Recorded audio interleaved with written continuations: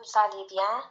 Aujourd'hui, on va présenter un sujet concernant transistor bipolaire, réalisé par moi-même Wissal Moha et mon collègue Sanossi Amadou, et encadré par professeur Madame Assia Sadek.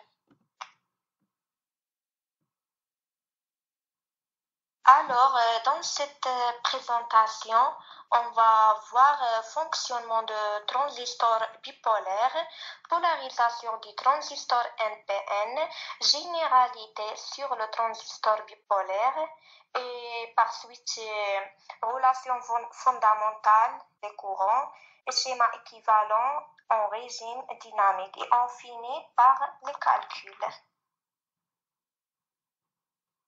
Présentation générale, transistor bipolaire, il y a trois entrées.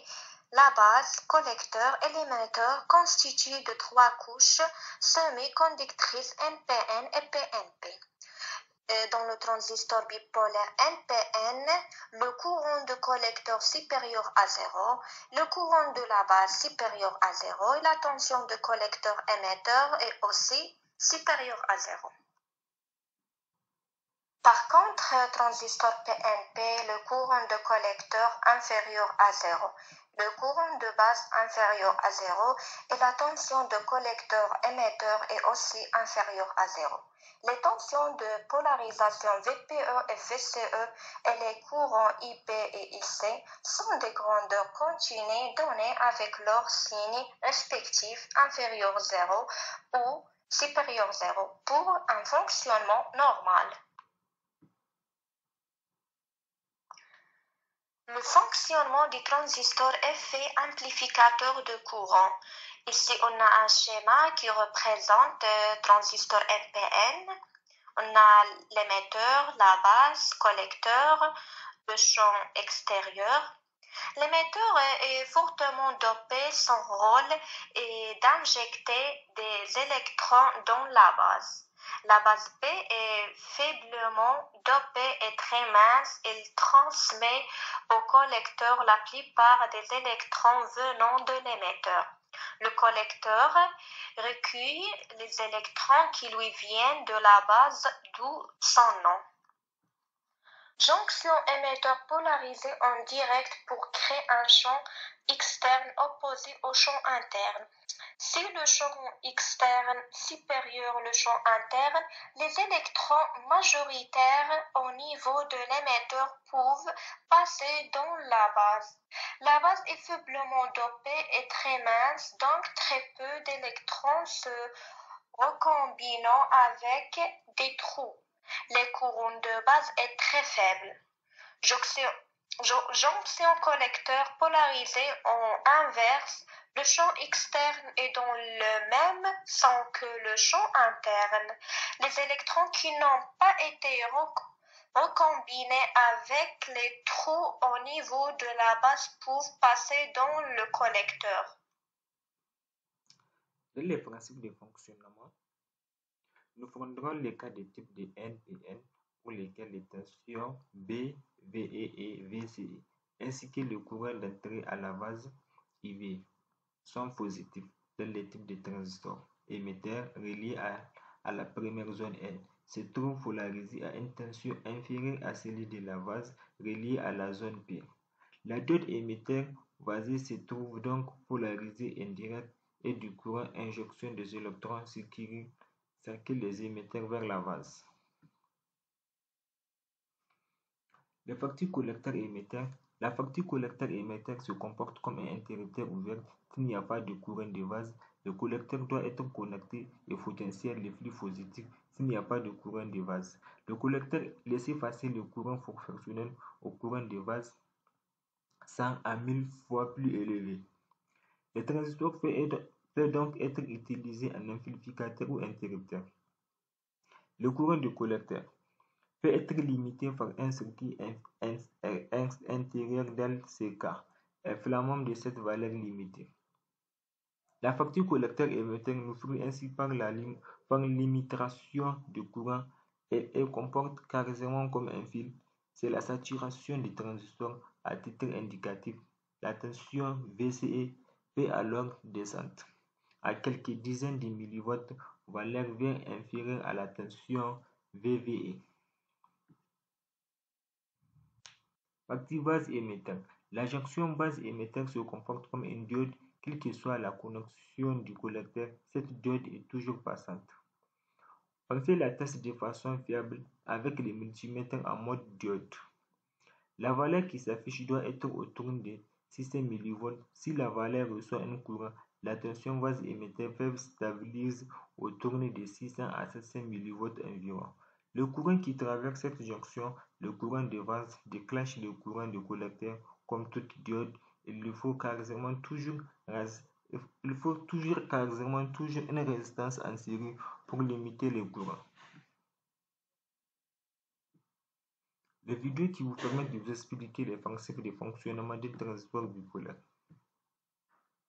Dans cette nouvelle vidéo sur le transistor bipolaire, NPN, qu'on a ici, on va parler de la commutation de ce transistor et on va aussi parler de son graphe caractéristique, en particulier du cadran VCE-IC, dans lequel il se passe évidemment pas mal de choses intéressantes. Alors ce qu'on a ici, c'est donc le bipolaire, une résistance de collecteur de une centaine de ohms, mais en fait on la fera varier, une résistance série pour protéger la base avec un interrupteur, et le tout est alimenté sous 5 volts. Donc ici, dans le cadran VCE-IC, le point de fonctionnement, il est en blanc. Et on voit qu'ici, on est sans doute en mode de saturation pour le transistor bipolaire, parce que le point de fonctionnement, il est très proche de l'axe désordonné. Maintenant, si on coupe le courant IB, eh bien le point de fonctionnement, il est passé directement à la zone de blocage, dans laquelle on a IC égale 0. Et donc si on allume et qu'on éteint le transistor, eh bien, on fait ce qui s'appelle de la commutation, c'est-à-dire on passe immédiatement de la zone de saturation à la zone de blocage. La commutation, c'est pas tout ce que c'est faire un transistor bipolaire. Et donc là, ce qu'on va faire, c'est qu'on va le laisser à l'état on, mais on va changer la résistance de collecteur. Et regardez ce qui va se passer ici dans le cadran VCE-IC, quand on change la résistance. Alors d'abord, ce qu'on va faire, c'est diminuer la résistance. Et là, vous voyez qu'on est dans la zone linéaire, on est rentré en zone linéaire, parce que le courant de collecteur, eh bien, en fait, il est parfaitement constant. Par contre, la tension VCE, elle change selon la résistance qu'on a mis au collecteur. Et là maintenant, regardez ce qui va se passer quand on augmente la résistance. À un moment donné, la résistance devient suffisamment grande pour faire saturer le transistor. Et en fait, c'est comme ça qu'on obtient le réseau de caractéristiques. Et maintenant, ce qu'on va faire pour obtenir le réseau de caractéristiques complet, et pas juste cette partie de la caractéristique, eh bien, c'est changer le courant de base. Donc, on va changer la résistance ici, par exemple. On va la diviser par 2, ce qui va à peu près augmenter le courant IB par 2. Et regardez maintenant, le morceau de caractéristique qu'on trace, eh bien, c'est le morceau qui correspond à un courant IB plus grand, et donc on a des courants IC qui sont également plus grands. Et donc, ce qu'on a ici, eh bien, c'est le truc qu'on a vu en cours, le graphe caractéristique, le cadran VCE-IC du graphe caractéristique du transistor bipolaire. On va partir de l'erreur du transistor bipolaire. Son rôle, c'est d'éjecter les électrons dans la vase B, est faiblement dopée et très mince. Elles transmettent au collecteur la plupart des électrons venant des émetteurs. Le collecteur C requiert les électrons qui lui viennent de la vase, d'où son nom. Le schéma équivalent d'un transistor bipolaire, les collecteurs, les émetteurs et la vase. Les transistors bipolaires peuvent se représenter sur les schémas électroniques avec un symbole de composant à 3 faces composées de bornes suivantes. La vase qui permet de commander le passage du courant à travers le composant. Le collecteur est la branche par laquelle le courant d'entrée dans les transistors bipolaires. Les émetteurs est branché par lesquels le courant sort du composant ainsi que les signes de sortie. Le régime du transistor bipolaire. Nous avons expliqué précédemment que la vase du transistor bipolaire permet de commander le passage du courant à travers le composant. Nous n'avons pas encore expliqué qu'il existe deux régimes de fonctionnement à cette commande.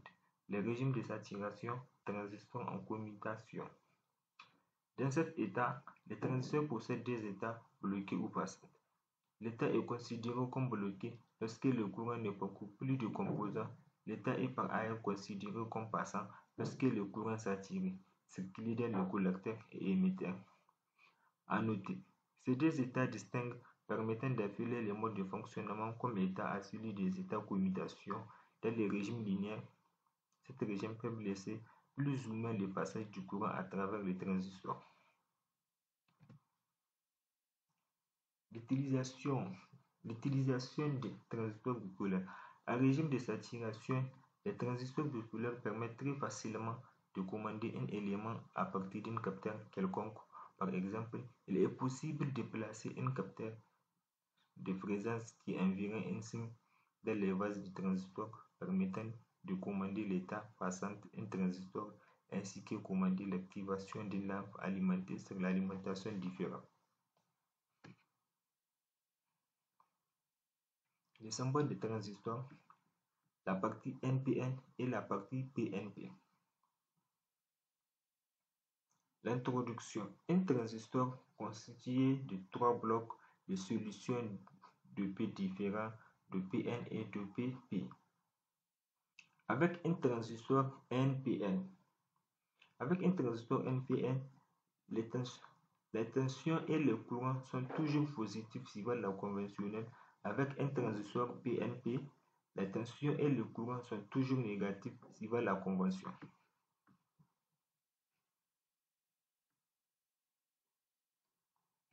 Relation entre les courants. Les relations entre les courants IC est égal à IE est égal à IC plus IV et IC est égal à bêta plus IV. La relation de puissance VD est égale à VC fois IC plus VE fois IV. C'est la somme de puissance qui rentrera par la base et par le collecteur dans la jonction des cas de la puissance qui est entrée dans la base est négligeable par rapport à celui du collecteur, donc sauf le mode de sature. L'état de transistor, le cas de transistor bloqué. Les états de blocage. Un transistor bloqué si VE est inférieur à 0,6 V et on réduit alors que IV est égal à 0 A et IC est égal à 0 A et VCE est égal à VCC.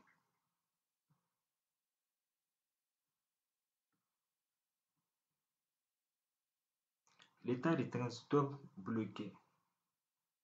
Dans l'état de transistor bloqué, IV est égal à 0, IC est égal à 0, VCE est égal à 0. Le montage edit collecte. Le montage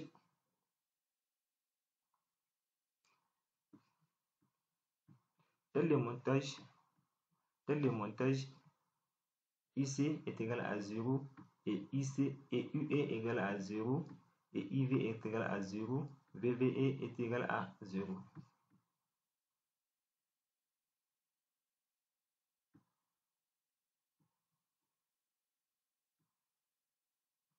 Le collecteur conique.